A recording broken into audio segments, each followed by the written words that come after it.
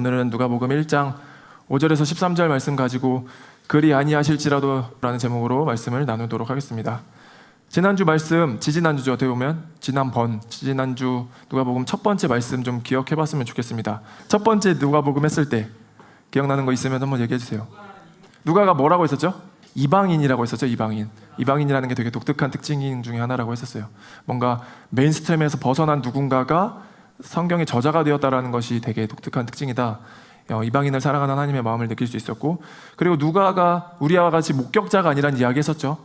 우리도 예수 그리스도를 직접 목격한 목격자가 아니듯이 누가도 자기가 조사하여서 그것들을 다 보게 되었다라고 하는데, 그러니까 동일한 조건은 같을 수 있으나 그가 소유한 어떤 믿음과 신앙이 우리에게 도전이 되어지는, 그가 어떻게 했길래 그런 신앙을 소유할 수 있을까, 그가 말씀을 처음부터 자세히 조사하였다. 어떻게 보면 우리로 보면 성경 공부하고 말씀 보고 이렇게 묵상하는 일들인데, 그런 것이 또 하나님을 알아가는데 매우 유익하다는 것을 우리가 함께 나누었었고, 또 두 번째, 이루어진 사실이다. 그렇죠. 복음을 어떻게 설명해야 될지 모르는 그 순간에 누가가 되게 이성적이고 아마 논리적이었을 텐데, 본인이 목격하지 못한 것을 전달해야 될 때 이것에 괴로움이 있지 않았을까. 자신이 경험하지 않은 거다 보니까. 근데 이제 복음은 우리가 뭔가 합리적으로 설득하려고 노력해야 될 것이 아니라 그냥 이루어진 사실을 그대로 선포하면 될 것이다 라는 것에 대한 이야기를 한번 또 나눴었고, 마지막, 분명히 누가도 누군가를 통해서 전해들었던 그 복음의 메시지가 앞으로 우리가 살아갈 신앙 공동체가 분명히 이 말씀이 정리되어 있는 것이 필요할 것이다. 미래를 보면서 살아가는 어떤 미래지향적인 삶, 우리도 2000년을 보진 못하더라도, 그렇죠? 먼 미래를 보면서 다음 세대에게 무엇인가를 더 유익하게 줄 수 있을까를 고민하면서 사는 거, 종말론을 살면서 동시에 미래를 바라보는 삶을 균형감 있게 추구하는 것이 좋겠다라는 이야기를 드렸던 것 같습니다. 다 기억나시죠? 처음 듣는 것처럼 하시면 안 돼요. 좋아요. 자, 오늘은 5절부터 이어서 바로 5절부터 13절의 말씀을 보도록 하겠습니다. 오늘 본문에 등장하는 두 인물은 사가랴와 엘리사벳이라는 두 사람이 등장을 합니다. 이 두 사람은 세례 요한의 아버지이자 어머니라고 하고, 오늘 이 요한의 부모 사가랴와 엘리사벳의 두 사람을 통해서 우리가 배워야 할 어떤 신앙의 자세를 좀 돌아보고자 합니다. 먼저 5절 말씀 보겠습니다. 유대왕 헤롯 때에 아비야조에 배속된 제사장으로서 사가랴라고 하는 사람이 있었다. 그의 아내는 아론의 자손인데 이름은 엘리사벳이다. 5절의 첫 시작을 유대왕 헤롯 때에라고 기록을 하고 있습니다. 그러니까 뭔가 요한이라는 말도 아니고 사가랴도 아니고 엘리사벳도 아니고 유대왕 헤롯 때라고 하는 것은 누가의 독특한 성격을 보여주는 거예요. 직업적으로 성격. 그러니까 그 사람은 역사가이자 되게 합리적이고 이성적이고 논리적인 걸 추구하다 보니까 이 기록이 어느 때에 기록되어진 거다, 어느 상황을 설명하고 있다는 것을 먼저 보여주는 거죠. 그러니까 역사적으로 되게 이것이 흠이 없다라는 것을 보여주려고 더 이런 기록을 썼을지도 몰라요. 근데 단순히 이거는 이 시대다, 그 헤롯 때라고 하면 BC 37년부터 BC 4년까지 통치 기간인데, 그 시기를 물리적 기간을 알려주려고 하기보다 더 의미가 담겨 있는 표현인데, 헤롯 대왕이 매우 악랄한, 그러니까 정치적으로 술수가 굉장히 뛰어나고 자신의 정치적 유불리를 따라서 수단과 방법을 가리지 않고 통치하던 그런 되게 악랄한 왕이었기 때문에 유대왕 헤롯 때라고 하는 것은 그 시대의 어떤 배경도 좀 보여주려고 하는 메시지도 의도도 포함이 되어 있는 거죠. 우리가 마치 예를 들어서 군사 독재 시절에라고 하면 그 시기가 우리가 가장 통념상 유추가 되듯이, 유대왕 헤롯 때라고 하는 것은 그 어떤 암울했던 시기에 있었던 일이다라는 것을 한번 보여주고자 표현된 것도 있는 거예요. 그리고 우리가 알다시피 말라기 선지자가 마지막에 이렇게 죽고 난 이후에 요한이 등장하기까지 중간기라고 하는데 약 한 300년에서 400년 사이 동안 하나님이 침묵하셨다라고 이야기를 합니다. 물론 하나님이 아무것도 안 하시진 않으시죠. 이 이후의 일들을 다 준비하기 위해서 섬세하게 하신 일들이 있긴 하지만, 흔히들 학자들이 우리 주석에서 이렇게 표현하기를 그 시기를 중간기, 구약에서 신약 사이에 침묵하던, 하나님께서 말씀하시지 않으던 그 시기라고 하는데 딱 그때인 거예요 지금. 그러니까 우리가 유대왕 헤롯 때라는 것을 시작하면서 미리 그 당시의 배경을 알고 시작할 수 있는 내용은 뭐예요? 그 시기가 얼마나 암울했고 정치적으로, 영적으로, 사회적으로, 문화적으로 타락했던 시기인지를 알고 시작하게 된다는 거죠. 그걸 알고 보는 것과 그렇지 않은 것은 좀 다를 수 있을 것 같아요. 이해가 되시죠? 그 어둡고 타락한 때에 아비야조에 배속된 제사장으로서 사가랴가 오늘 등장인물입니다. 아비야조라고 하는 건 조 그룹이거든요. 조. 개역개정으로 보면은 반열이라고 표현이 되어 있어요. 반열. 잠시 역대상으로 가볼게요. 역대상 24장입니다.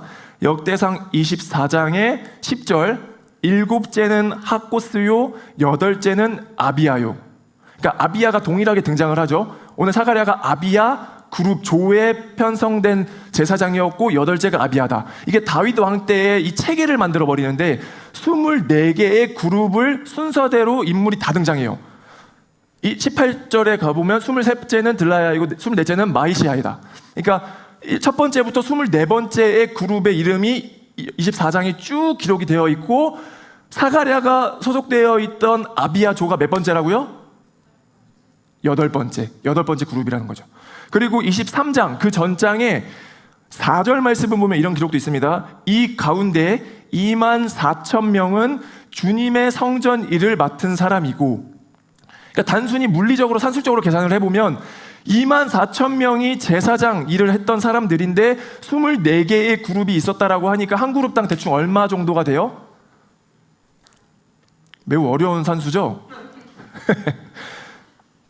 24,000명이 제사장직을 수행했었다라고 하는데 24개 조가 있었다라고 하니까 한 조당 한 1,000명 정도의 제사장이 있었던 거예요. 단순히 그냥 우리가 산술적으로 계산을 해보면. 정리를 해봅니다. 제사장들은 늘 성전에서 머물던 것이 아니라 제사를 지낼 때 뽑혀가지고 그 제사장직을 수행을 하게 되는데, 그때 당시에 보통 2명 정도를 제부를 뽑는 거죠. 그러면은 단순히 비율적으로만 보면 어떻게 됩니까?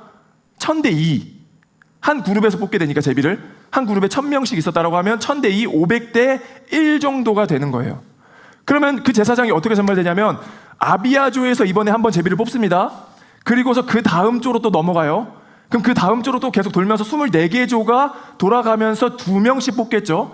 그러면 이미 500대 1이라는 비율도 굉장히 뽑히기가 어려운 비합리적인 비율일 수도 있는데 24개의 바퀴를 또 돌아야 자기 그룹이 한번 차례가 오는 거예요.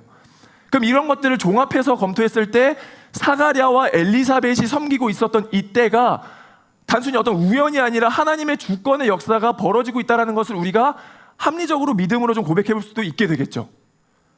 누군가는 그냥 우연으로 뽑혔을 수도 있겠죠 라고 해도 뭐 틀린 말은 아닐 수 있겠으나, 제가 뭐 주장하진 않겠으나 이 모든 것들을 따져보면 하나님의 어떤 역사가 섬세하게 드러나고 있다는 것을 우리가 한번 볼 수 있게 된다는 거예요. 5절 봅시다. 그리고 그의 아내는 아론의 자손이며 이름은 엘리사벳이다. 지금 이름보다 먼저 설명되어진 수식어가 뭐예요? 아론의 자손이며. 마찬가지로 아론, 제사장의 자손, 제사장 집안이었다라는 것을 지금 이야기해주고 있는 거예요. 제가 고등학교 때인가 기억나는 게 뭐냐면 아버지 지인이 저희 집에 놀러 와가지고 이야기하는 걸 엿들었었던데, 그때 무슨 내용이 있었냐면 자기 집안의 자녀들이 아들, 딸이 둘 다 서울대 출신이라는 거예요.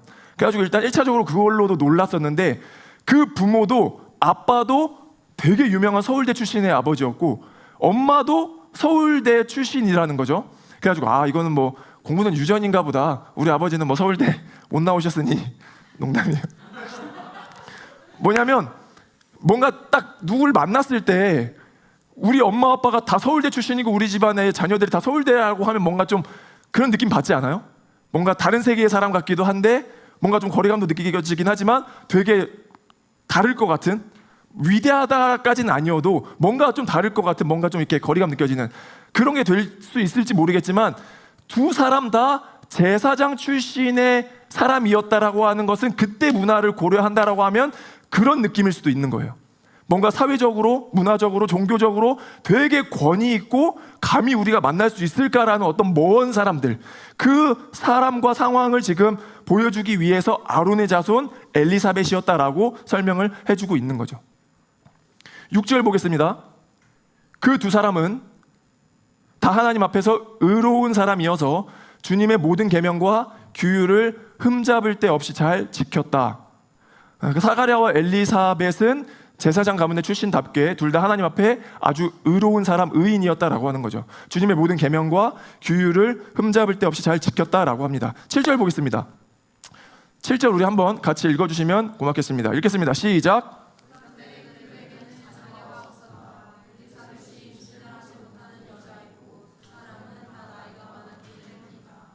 네, 아멘. 우리는 이 7절을 읽으면서 그냥 자녀가 없었구나, 혹은 임신을 못하는 사람이었구나, 나이가 많이 들었구나라는 어떤 인포메이션으로 이해할 수도 있지만, 당시 세계관 안에서는 그 전에 5절의 6절의 말씀과 매우 상반되는, 대비되는 메시지다라는 것을 우리가 확인할 수 있게 됩니다. 의인이라고 하는데, 하나님 앞에 의로운 사람이었다라고 하는데 자녀가 없고 임신을 하지 못한다라는 것은 서로 상충되는 개념으로 받아들이던 문화적 배경을 갖고 있을 때라는 거예요.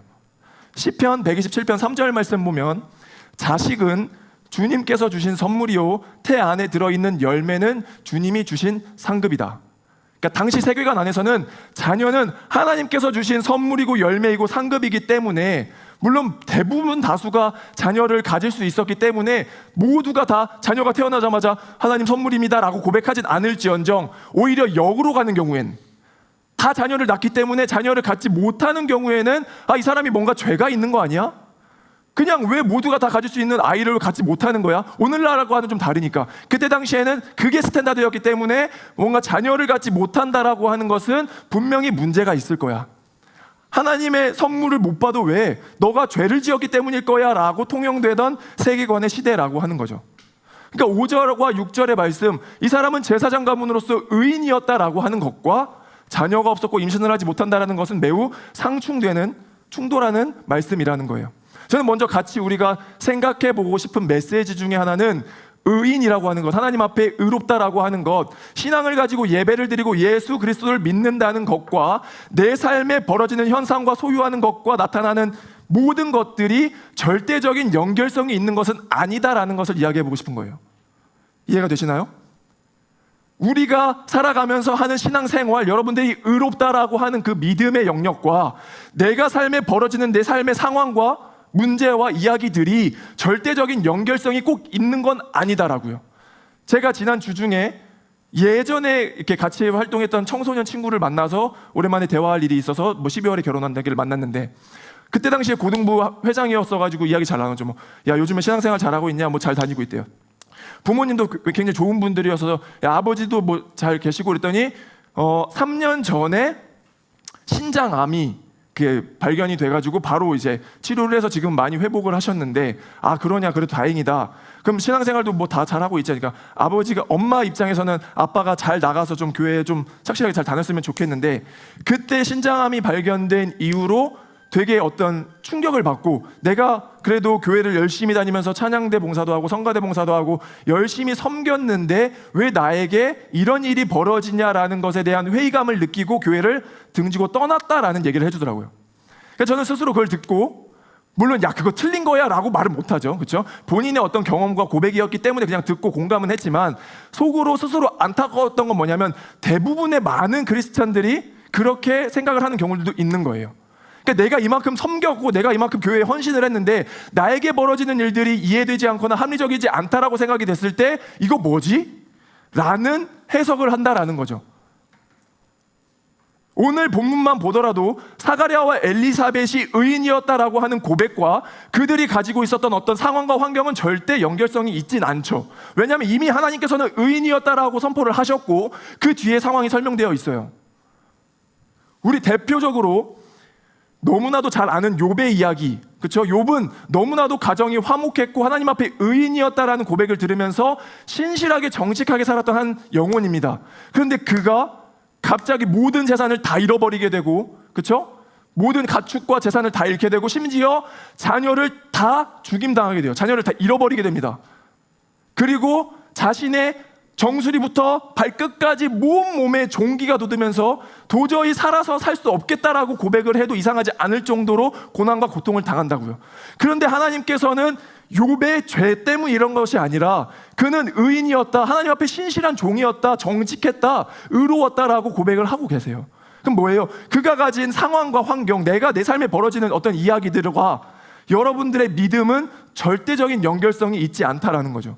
요한복음 9장에 가면 이런 이야기가 납니다. 제자들이 길을 가다가 한 사람을 만나게 돼요. 이 사람은 태어날 때부터 눈을 보지 못했던 맹인이에요. 그래서 예수님께 묻습니다.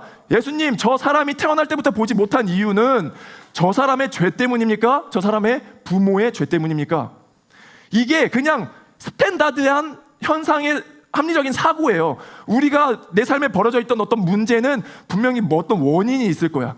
인과응보, 그렇죠? 원인에 맞는 결과가 있을 거야라고 생각하는 것이 합리적 사고긴 하지만 신앙에서 벌어지는 모든 일들은 절대적인 연결성이 꼭 있지만은 않다라고요. 예수님께서 말씀하시죠. 그의 죄도 아니고 그의 부모의 죄도 아니다. 하나님의 일을 드러내기 위해서 있는 것이다. 그럼 우리가 생각해 볼 수 있는 첫 번째는 뭐냐면 우리 삶에 벌어지는 어떤 현상들을 너무 내 어떤 신앙의 원인과 껴맞추지 않아도 되는 거예요. 내가 어느 순간 되게 힘든 일이 발생하고 우리 부모가 어렵고 우리 가정이 늘 그렇고 내가 하는 일이 잘 안 된다고 해서 여러분의 믿음과 신앙이 연약해서 나빠서도 아니고 내가 뭔가 잘 돼, 돈도 많이 벌어, 직장도 척척 들어가, 집도 잘 구해져, 일이 잘 되면 그것이 여러분들이 교회에서 어떤 충성된 일을 잘 해서도 아니라고요. 물론 맞을 수도 있으나 절대적으로 옳은 것은 아니기 때문에 우리가 그것과 신앙을 왜곡해서 짬뽕시키면 안 됩니다. 이해가 되시나요? 첫 번째 우리가 볼 수 있는 건 뭐냐면 사가랴와 엘리사벳은 의인이었으나 그럼에도 불구하고 그가 고난을 당할 수 있다라는 것. 그도 아이를 가지지 못할 수도 있고 그도 그 삶에 어려움이 있을 수 있고 그가 그의 뜻대로 잘 되지 않을 수도 있기 때문에 그것이 나의 어떤 어려운, 나의 어떤 불신앙으로 인해서 나의 믿음이 연약해서가 아니라 그 상황과 나의 신앙은 구별지어서 해석할 수 있어야 된다라는 겁니다. 오늘날 시대에 더 이것이 유의되어야 하는 이유는 뭐냐면 현대 사회 안에서는 과거 2000년 전보다 훨씬 더 수치로 드러나게 되어 있습니다. 훨씬 더 우리는 빠르게 영향을 받을 수 있고 훨씬 더 빠르게 그것을 수집할 수 있기 때문에 누군가에게 나타난 현상과 우리에게 벌어지는 사건이 신앙으로 바로 연결되어서 해석될 수도 있는 매우 위험한 시대를 살고 있다는 거예요. 우리는 연간 얼마나 헌금했는지를 알 수 있습니다. 수백만 원, 수천만 원을 헌금하는 사람도 있고 헌금을 하지 못하는 사람도 있어요. 그럼 그 헌금에 벌어진 현상이 신앙을 고백한다는 건 아니라고요. 현대 사회에서는 내가 전세에 사는지 월세에 사는지 자가인지가 바로바로 드러나고 인터넷에 검색만 하면 그게 시가로 얼마인지도 바로 알 수 있는 시대예요. 그럼 내가 좋은 집에 자가에 산다라고 해서 그 사람이 신앙이 좋은 것도 아니고 저 사람이 교회에서 저렇게 열심히 사역하고 봉사하니까 저 집에서 사는 거구나라고 해석하는 것도 오류인 것이고 누군가가 집이 없어서 힘들게 산다라고 한들 그것이 그의 불신앙으로 인해서 벌어지는 것도 아니라는 거죠. 현대일수록 우리는 더 섬세하게 지혜로울 필요가 있는 줄 믿습니다. 더 구별할 수 있어야 돼, 분별할 수 있어야 된다고요. 우리가 사회에 벌어지는 모든 일들을 신앙과 왜곡해서 짬뽕시키기 시작하면 우리는 악마가 될지도 몰라요. 무슨 의미인지 아십니까? 우리는 판단자가 되려고 할지도 모른다고요. 그럼 어떻게 해야 돼요? 그래서 더 우리는 분별할 수 있는 지혜를 구하는 기도를 해야 되는 줄 믿습니다. 누구도 그걸 판단할 수는 없어. 하나님만 아시는 영역이죠. 근데 우리는 그것을 알기 위해서 더 노력하는 기도와 과정이 그것을 지혜롭게 선택할 수 있는 신앙인들이 될 수 있는 줄 믿습니다. 첫 번째는 그걸 좀 같이 우리가 나누고 싶었고, 두 번째 나누고 싶은 본론은 이겁니다. 6절 같이 한번 읽어볼까요? 6절 같이 한번 띄워주시면 같이 읽겠습니다. 시작.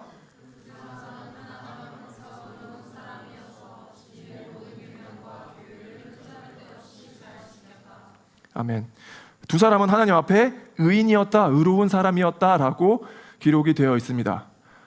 스가랴와 엘리사벳은 어떤 신앙 혹은 어떤 삶의 태도와 자세를 가졌기에 하나님께서 의인이었다라는 고백을 해주시는지 궁금한 거죠. 묵상을 계속 해보는 거예요. 우리 잠시 2000년 전으로 돌아가서 당사자가 한번 되는 상상을 해보면 좋겠습니다. 제사장 가문의 출신이에요. 오늘날 저희 부모 세대만 하더라도 야, 목사님은 존경해야 돼, 존중받아야 돼, 섬겨야 돼라고 하면서 목사님들이 지나가기만 하면 마치 홍해가 갈라지듯이 지나가던 시기도 있었다라고 합니다. 저희는 안 갈라지죠. 저희는 우리 교회는 되게 수직적이에요. 제가 제일 밑에 있거든요. 농담이고 그런 시대가 있었어요.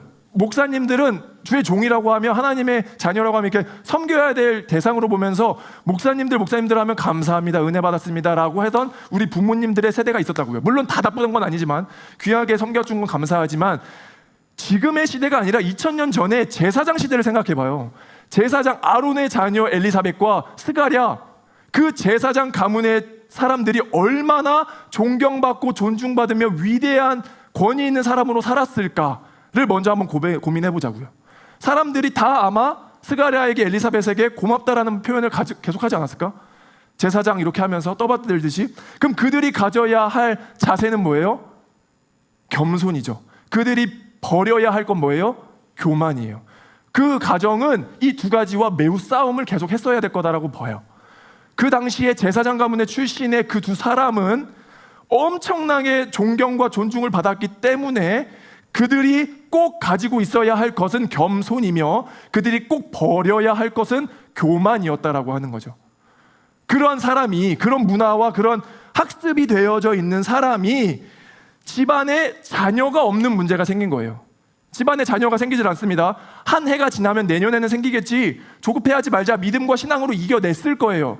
올해 생기지 않더라도 내년에 생길 거다라는 믿음으로 신앙을 가지고 하나님을 붙잡았을 거라고요. 근데 한 해가 지나고 또 한 해가 지나고 5년, 10년이 지나도록 아이가 생기지 않을 때 그가 그 믿음을 지키기 위해서 얼마나 노력했을까? 제사장 가문이라고 하면은 자녀가 없는 게 너무 이상한 거예요. 죄의 저주를 받았다라고 평가받아도 이상하지 않던 시대인데 자기 동료들 수만 명이 있는 그 제사장들을 보면서 아이들도 척척 낳고 가정이 화목하는 모습을 보고 자기의 자녀들도 하나님을 열심히 섬기는 모습을 보면서 부러워하고 열등감을 느낄 사가랴와 제사장이 보이더라고요. 내가 뭘 잘못했나? 나는 그냥 신실하게 하나님 앞에 순종하며 제사장직을 감당하려고 했는데 왜 나에게 이런 고난과 고통이 생기냐고. 한 해, 두 해는 넘어가진다라니까요.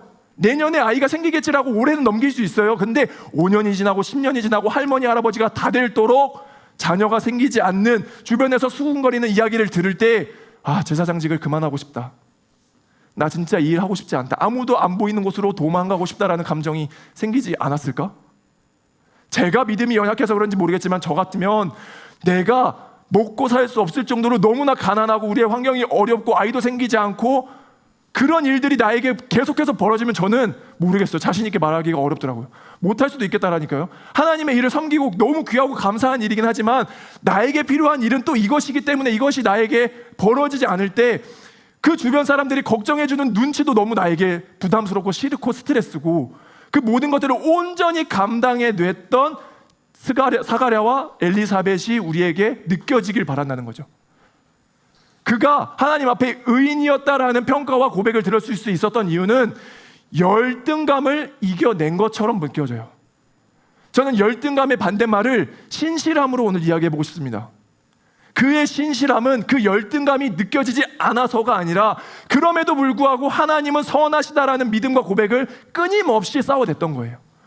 올해가 지나고 내년이 지나도 나는 하나님 앞에 주의 제사장의 직을 감당해야 할 신실한 종입니다라는 고백을 통해서 믿음으로 그 고백을 이겨냈다라고요. 열등감을.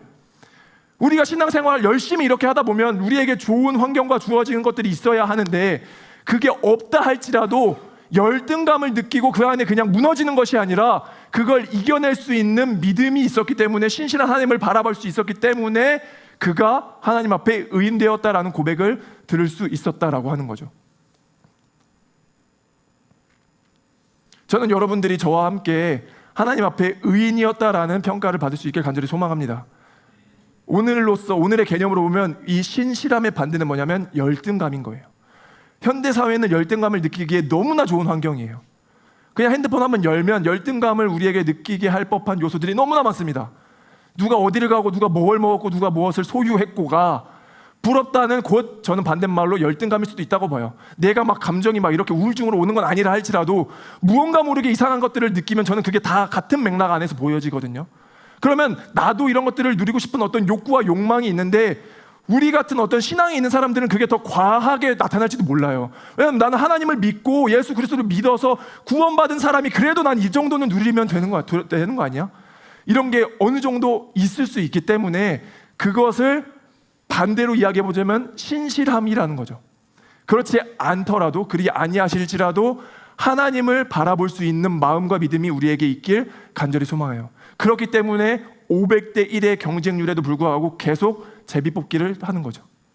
오늘 뽑히지 않다 하더라도 24바퀴가 돌아다야 돼도 그 신실한 하나님을 믿을 수 있기 때문에 제사장직을 평생 동안 감당할 수 있었다라고 믿습니다. 아멘. 우리가 함께 그런 믿음을, 신실함을 소유할 수 있길 간절히 소망합니다. 마무리할게요. 반주 좀 도와주면 좋을 것 같고, 우리 옆 사람이랑 같이 인사 나누면 좋겠습니다. 신실한 주의 자녀가 됩시다. 우리 고백하는 것처럼 하나님께서 반드시 우리의 삶을 아름답게 하신다라고 하는데 그걸 꼭 믿을 수 있길 바라요. 신실함. 정말 하나님이 우리의 삶을 아름답게 하실 거야 라는 그 믿음을 가지고 내가 지금 소유한 것과 환경에 영향받지 말고, 물론 지혜롭게 그것을 헤쳐나가기 위해 노력은 해야겠죠. 그러나 그것으로 인해서 내 삶이 무너지지가 않는 거라고요. 그것이 신실함이죠. 하나님을 바라보는 것. 좋아요. 이런 이야기 좋은데, 그럼에도 제가 가장 큰 은혜가 되었던 건 뭐냐면 13절 말씀입니다. 13절. 우리 13절 말씀 함께 읽어보겠습니다. 같이 읽겠습니다. 시작.